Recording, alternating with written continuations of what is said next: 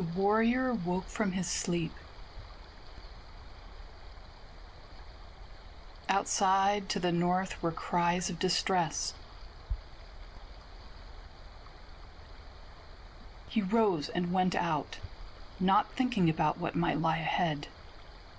His wife caught up to him and grabbed his attention long enough to help him dress in his battle gear and arm himself for combat. Striding north, closer and closer to the complaints, he came upon a war chariot. It was pulled by a one-legged horse. Instead of being harnessed, the chariot's central pole ran through the horse from anus to head, with a triangular block holding it steady at the forehead. Driving the chariot was a woman with red hair and a red cloak so long it dragged the ground behind the chariot. Walking beside her was a large, muscular man with a similar red cloak, and he herded a cow ahead of them, who complained as it walked.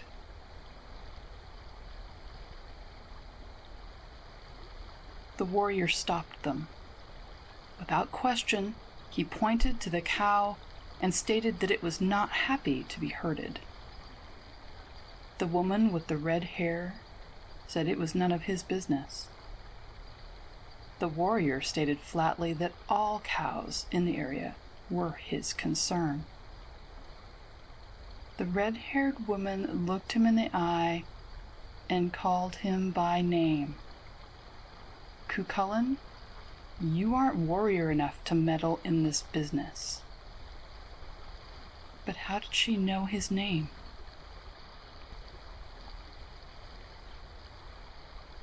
Cúailnge demanded to speak to the man, dismissing the woman and her words. The large man never spoke, nor looked at Cúailnge. Instead, the woman replied she was responsible for the horse, the chariot, the man, and the cow, which she was taking to Ulster to be bred by their king's bull. Cúailnge demanded to know her name, and, growing quiet with gathering power, she gave it to him, in full, in the ancient way of describing both her nature and her presence in the world through clan and region. Enraged by what he perceived as elitism, he sprang forward, landing on top of her, threatening her with a spear and demanding the truth. Unfazed, she said, "I'm buying the breeding with ancient wisdoms, and I'll impart them to you as well, if you let me up." Reluctantly and suspiciously he agreed, backing away. While raising his weapons, his wariness turned to outrage when he found no target. All of them had disappeared, and in their place was a raven, the battle totem of the Morrigan. Instead of honoring the goddess, patron of all warriors, Cúailnge refused to take responsibility for his actions, claiming he would have responded differently if he had known who she was from the beginning. The Morrigan dismissed his claims as irrelevant. His choices all along the way, to come unprepared, to be disrespectful, demanding, boastful, and a bully, were all self-evident and indisputable. They were also now in the past. What was before them was a new choice, the choice of what will be.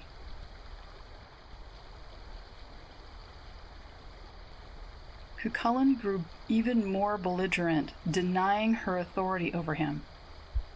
She then reminded him that, like all warriors, she held his death in her keeping. It's his choices which bring rewards or retribution, not his prowess with weapons, nor the strength of his hands. How he wields them and why is what will determine whether he survives the river crossing that's to come. At that, he denied her again, and she disappeared into the darkness of night, leaving him alone with nothing but the darkness.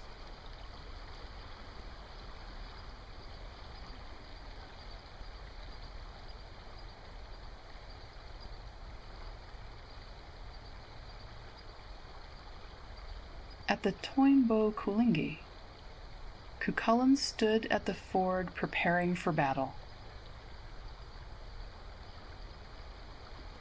He beheld at this time a young woman of noble figure coming towards him, wrapped in garments of many colors. "Who are you?" he said. "I'm King Bon's daughter," she said, "and I have brought you my treasure and cattle. I love you because of the great tales I've heard." "You come at a bad time.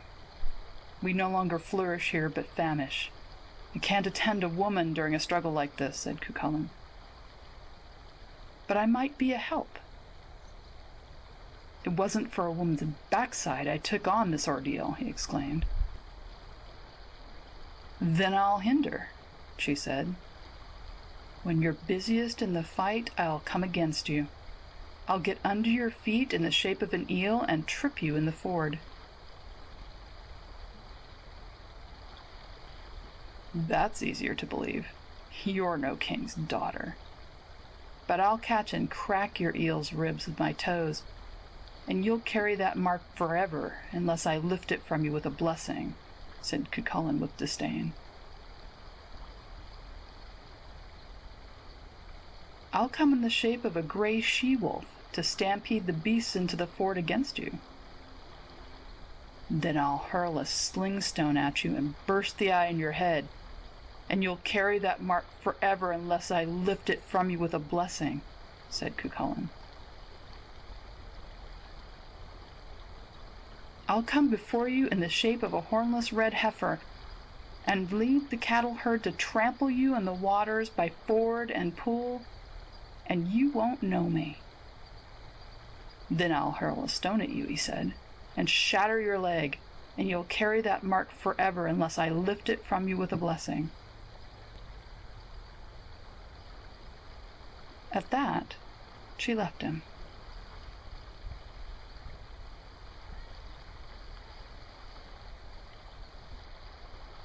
On the day of battle, the men met there in the ford and fought and struck at each other.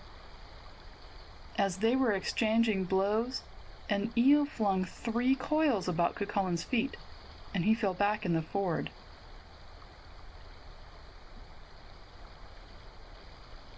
Men set upon Cuchulainn with the sword until the ford was blood red with his crimson gore. "Urge him on," Fergus said to his followers. "This is a poor spectacle in front of the enemy. Let someone put heart in Cuchulainn, or he'll die for want of encouragement." "Your strength is withered up," Brickrew said, "if a little salmon can put you down like this. And the men of Ulster rising up out of their pangs. If this is what happens when you meet a tough warrior in arms, it's a pity you took on a hero's task with all the men of Ireland looking on."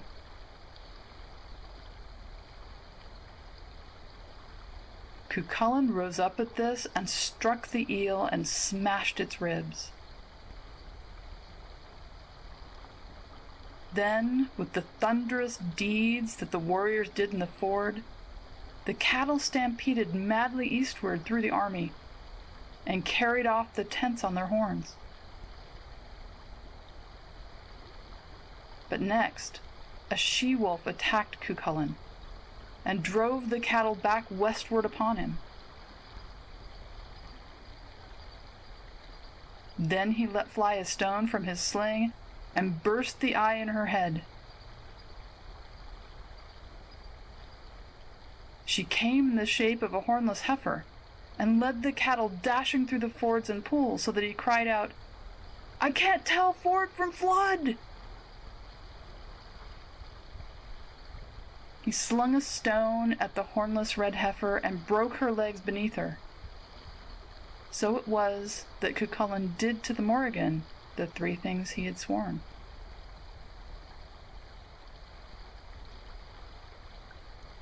After the battle, a great weariness fell on Cuchulainn. The Morrigan appeared to him in the shape of a squint-eyed old woman, milking a cow with 3 tits. He asked her for a drink, and she gave him milk from the first tit. "Good health to the giver," Cuchulainn said. "The blessing of God and man upon you." And her head was healed and made whole. She gave him milk from the second tit, and her eye was made whole. She gave him milk from the third tit, and her legs were made whole. "You said you would never heal me," the Morrigan said. "If I'd known it was you, I wouldn't have done it," said Cuchulainn. If only he'd known. If only he'd asked.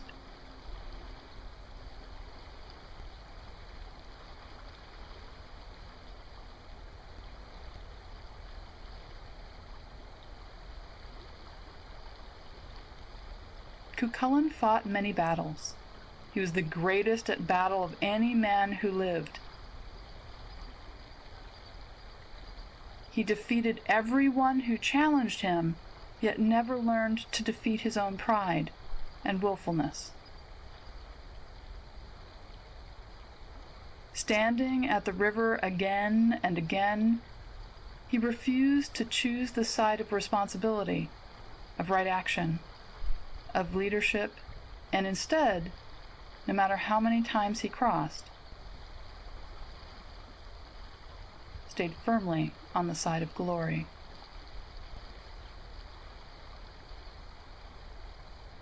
On the day of the last battle, he called to his charioteer Lig, who stepped up into the chariot beside him and took the reins. His mother Ditra came to him with a farewell cup full of wine to give him her blessing in the coming fight, but as he lifted the cup to his lips, the wine turned into blood. He threw it away, and his mother refilled the cup with wine, but again it turned to blood. Determined that her son would not go into battle without her blessing to protect him, Ditra filled the cup again and offered it again, but the wine turned into blood a 3rd time, and Cuchulainn could not drink from it. As he crossed over a ford, Cuchulainn saw an old woman washing clothes in the river.